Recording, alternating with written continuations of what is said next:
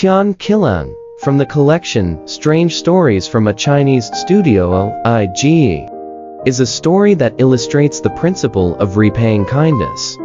Tian Qilang goes to great lengths, even risking his life, to fulfill a debt of gratitude. The story has a simple plot, yet a thrilling narrative that conveys a sense of sadness about life and a feeling of helplessness towards fate. It also exposes the social reality of collusion among officials and gentry to oppress the common people. It teaches us that having just one true friend is more valuable than having numerous acquaintances. The person who seems to care for you the most might actually have the deepest intentions to harm you. Wu Chengxi, hailing from Liaoyang County in Liaoning, had a penchant for befriending influential individuals. One night, he dreamt of being told, "Your friends are widespread, but they are superficial. Only one person can share hardships with you. Why haven't you befriended him?" Wu Chengxi asked, "Who is that person?" The dream figure replied, "Isn't it Tian Qilang?" Baffled upon awakening, Wu Chengxi inquired among his friends about this Tian Qilang. It turned out that Tian Qilang was a hunter from Dongkan. Wu Chengxi went to visit him, knocking on his door with a riding crop. Soon, a young man in his 20s, wearing tattered clothes and a cap smeared with grease, answered.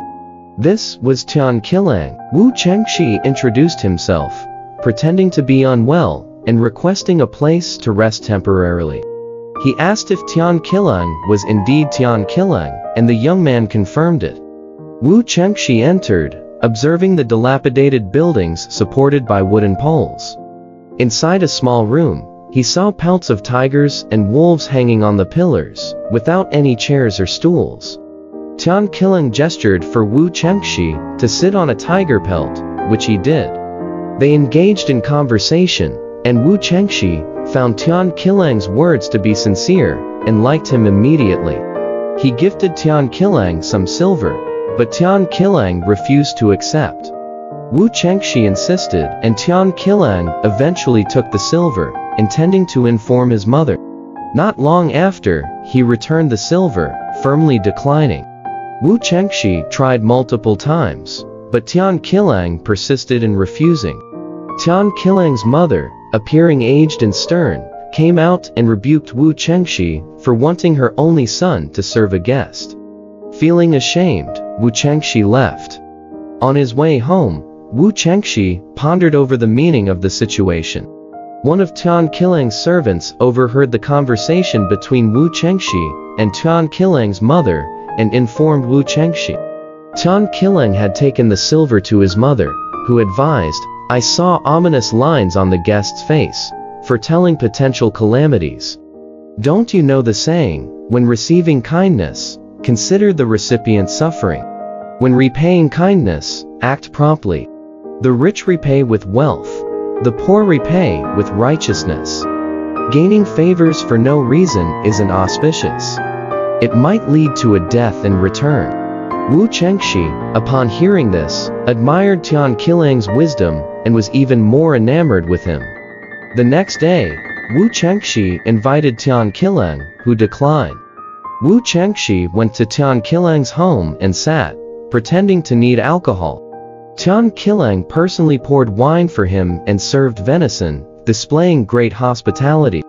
Another day passed before Tian Qilang accepted the invitation. They grew close, and Wu Chengxi gifted silver to Tian Qilang again, who still refused. To purchase the tiger pelts, Wu Chengxi insisted, and Tian Qilang finally agreed. Tian Qilang assessed his collection of pelts and realized that they were not worth as much as Wu Chengxi's silver. He decided to hunt for more tiger pelts to give to Wu Chengxi. However, after 3 days in the mountains, he hadn't caught any prey. Additionally, his wife fell ill, requiring his care and preventing him from hunting further. After 10 days, his wife suddenly passed away, and the silver gradually depleted due to funeral expenses. Wu Chengxi came to offer condolences, presenting generous offerings. After the funeral, Tian Qilang took his bow and arrows into the forest, hoping to hunt more tiger pelts to repay Wu Chengxi. However, he returned empty-handed. Learning of his efforts, Wu Chengxi consoled him, urging patience. He hoped Tian Qilang would visit him, but Tian Qilang still believed he owed a debt to Wu Chengxi and didn't want to impose. Wu Chengxi then used the excuse of borrowing Tian Qilang's tiger pelts, hoping it would prompt him to visit sooner. Tian Qilang checked his pelts and found them damaged by insects, the fur shedding. He grew more disheartened. Wu Chengxi learned of this and visited Tian Qilang, tempting to comfort him.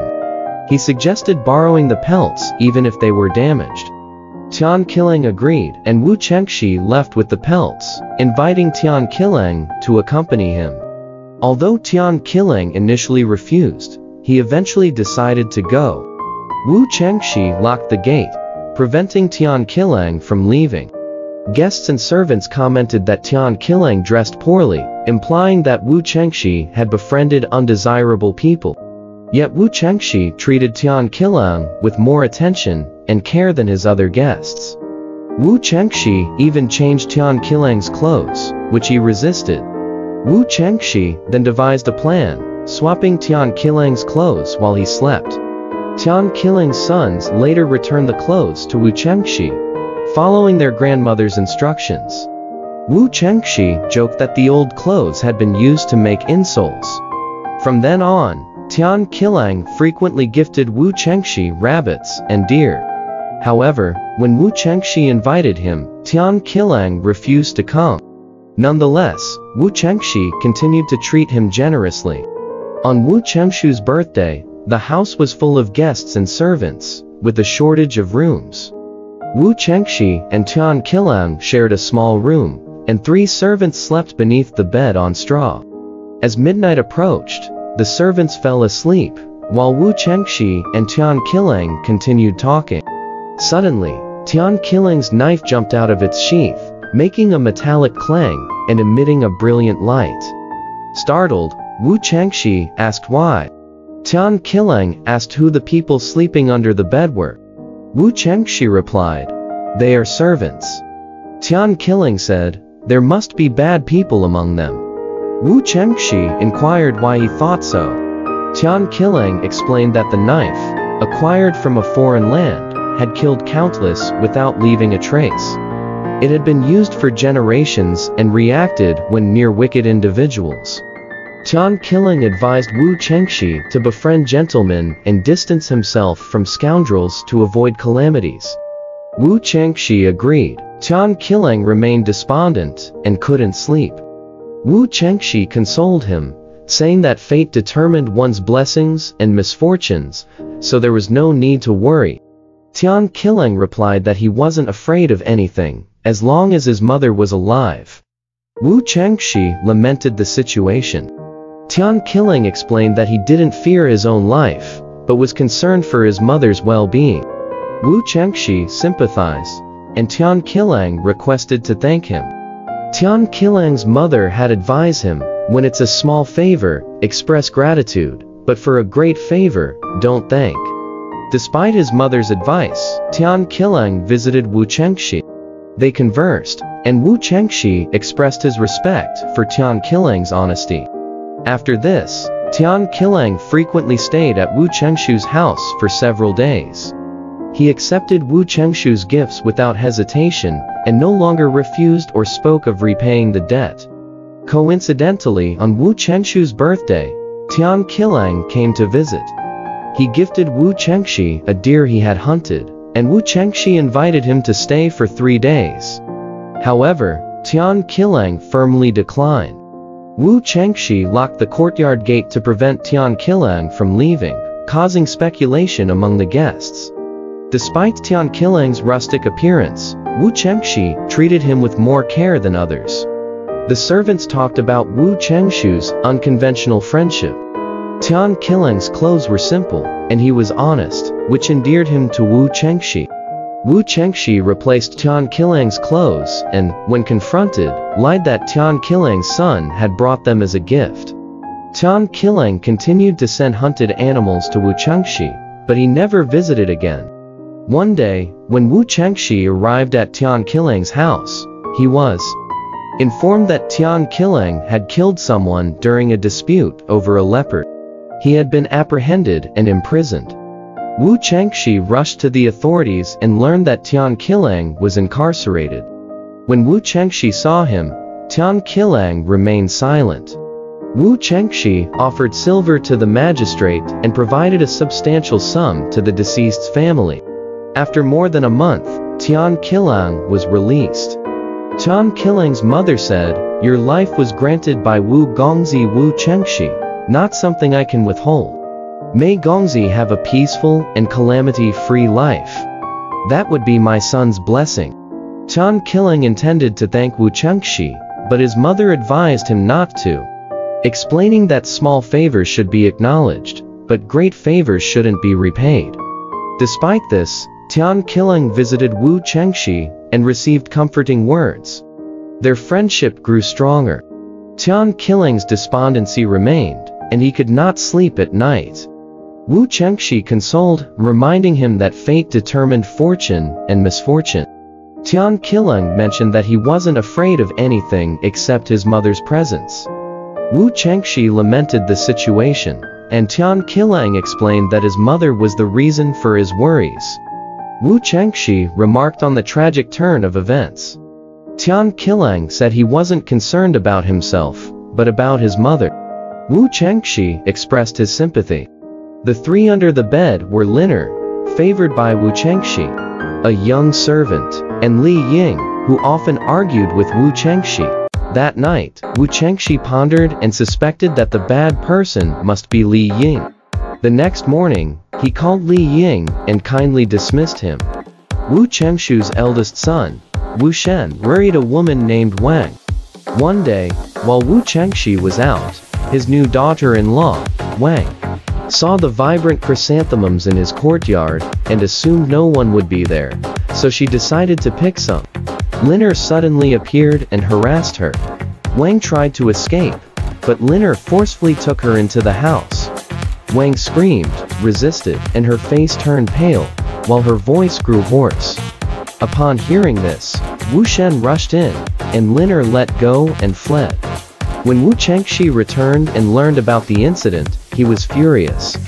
He looked for Liner, but Liner had disappeared. After a few days, it was discovered that he had sought refuge at a high-ranking official's residence. This official served in the capital and delegated household affairs to his brother. Because of their neighborly relationship, Wu Chengxi sent letters to ask for Liner's return, but his requests were ignored. Wu Chengxi's anger grew, and he reported the matter to the local magistrate. Despite issuing an arrest warrant, the officials didn't apprehend Liner, and the magistrate did nothing about it. At this point, Wu Chengxi's friend Qilang visited. Wu Chengxi explained the situation, and Qilang was taken aback. He listened to the account, and then left without a word. Wu Chengxi had his diligent servants investigate Liner's whereabouts.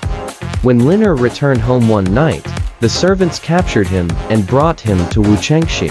Liner was tortured and verbally abused. Wu Chengxi's uncle, Wu Heng, a kind elder, was worried that his nephew's rage might lead to trouble, and advised him to handle Liner through official channels. Wu Chengxi followed his uncle's advice and brought Liner to court. However, Liner's case caught the attention of the high-ranking official, who intervened and took Liner away from the local court. This emboldened Liner, who spread false rumors that Wu Chengxi's daughter-in-law was having an affair with him.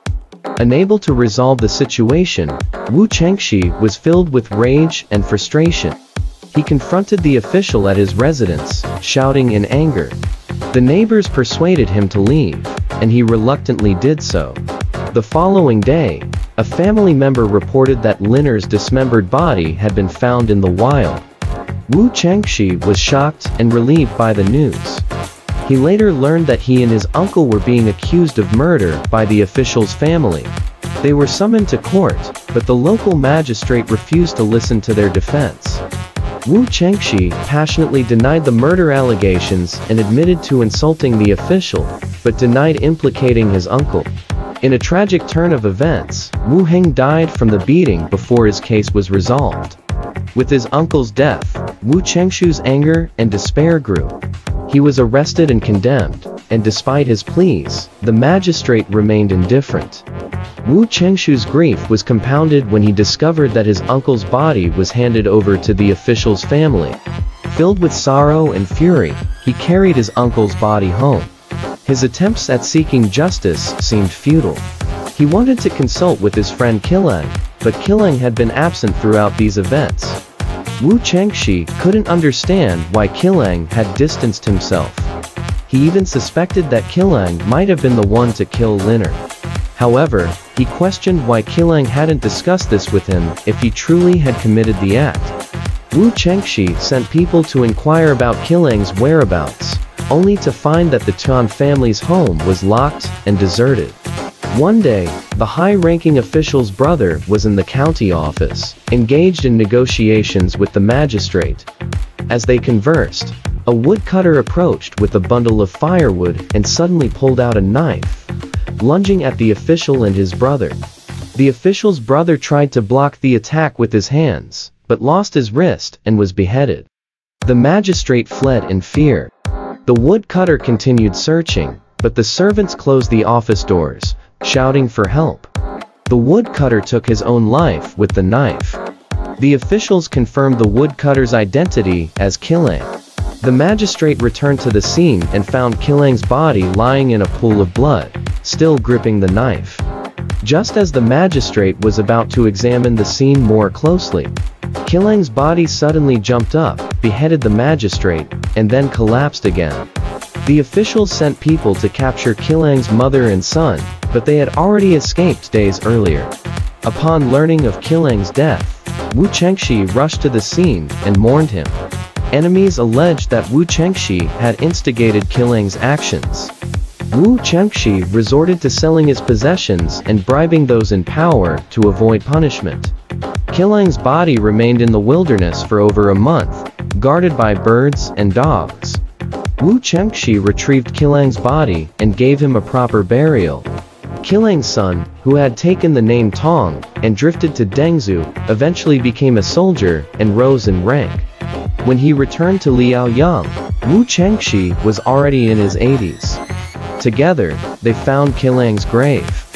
This extraordinary story shows how Wu Chengxi and Qilang's relationship evolved over time and led to a series of tragic events. Despite Qilang's unwavering loyalty and the debt of gratitude he felt toward Wu Chengxi, his actions ultimately spiraled into a series of violent events that had profound consequences for everyone involved. Alright, this story has come to an end. If you liked it, please give it a thumbs up. Thank you.